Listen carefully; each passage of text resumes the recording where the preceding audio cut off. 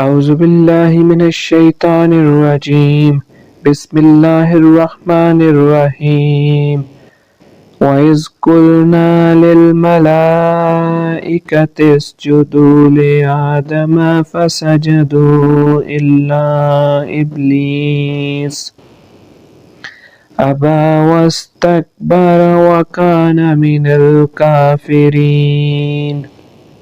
ترجمہ: اور یاد کرو جب ہم نے فرشتوں کو حکم دیا کہ آدم کو سجدہ کرو تو ابلیس کے علاوہ سب نے سجدہ کیا، اس نے انکار کیا اور تکبر کیا اور کافر ہو گیا۔ اسجدوا لآدم، آدم کو سجدہ کرو۔ اللہ تعالیٰ نے حضرت آدم علیہ السلام کو تمام موجودات کا نمونہ اور عالم روح اور جسمانی کا مجموعہ بنایا اور فرشتوں کو حصول کمال کا وسیلہ بنایا، تو انہیں حکم فرمایا کہ حضرت آدم علیہ السلام کو سجدہ کریں، کیونکہ اس میں حضرت آدم علیہ السلام کی فضیلت کا اعتراف اور اپنے مقول اَتَجْعَلُ فِيهَا کی معذرت ہے۔ بہرحال تمام فرشتوں کو سجدے کا حکم دیا گیا اور ملائکہ مقربین سمیت تمام فرشتوں نے سجدہ کیا، لیکن شیطان نے سجدہ کرنے سے انکار کر دیا، تکبر کے طور پر یہ سمجھتا رہا کہ وہ حضرت آدم علیہ السلام سے افضل ہے، اور اس جیسے انتہائی عبادت گزار اور فرشتوں کے استاد اور مقرب بارگاہ الہی کو سجدے کا حکم دینا حکمت کے خلاف ہے، اور اپنے اس باطن عقیدے اور حکم الہی سے انکار اور تعظیم نبی سے تکبر کی وجہ سے انکار وہ کافر ہو گیا۔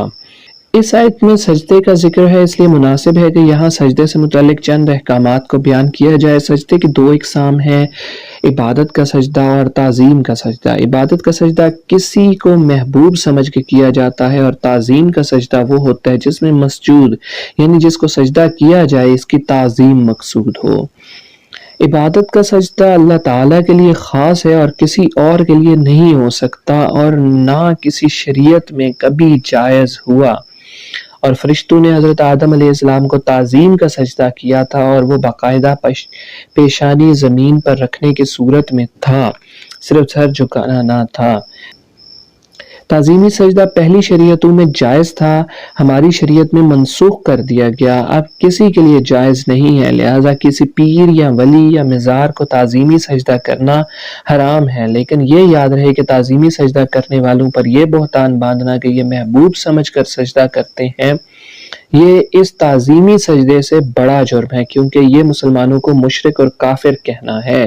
اس واقعے سے معلوم ہوا کہ تکبر ایسا خطرناک عمل ہے کہ یہ بعض اوقات بندے کو کفر تک پہنچا دیتا ہے، اس لیے ہر مسلمان کو چاہیے کہ وہ تکبر کرنے سے بچے۔ حضرت عبداللہ بن مسعود رضی اللہ تعالی عنہ سے روایت ہے کہ نبی پاک صلی اللہ علیہ وسلم نے ارشاد فرمایا، تکبر حق کی مخالفت کرنے اور لوگوں کو حقیر جاننے کا نام ہے۔ حضرت عبداللہ بن مسعود رضی اللہ تعالی عنہ سے روایت ہے کہ حضور اقدس صلی اللہ علیہ وسلم نے ارشاد فرمایا، تکبر سے بچتے رہو، کیونکہ اسی تکبر نے شیطان کو اس بات پر ابھارا تھا کہ وہ حضرت آدم علیہ السلام کو سجدہ نہ کریں۔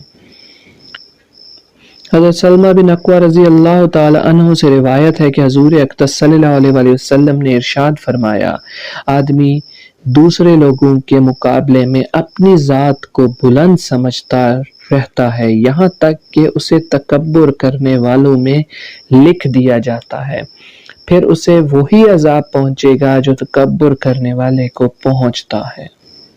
اللہ ہمیں اونچے بول اور تکبر سے بچائے اور راہ حق پہ چلنے والا بنائے، آمین۔ صدق اللہ العظیم۔